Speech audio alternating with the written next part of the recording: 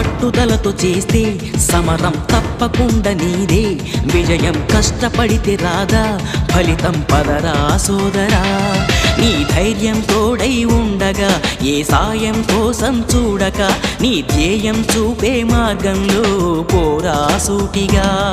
ఏ నాడు వెనకడుగేయక, ఏ అడుగు తడబడనీయక, నీ గమ్యం చేరేదాకా దూసుకుపోరా సోదరా.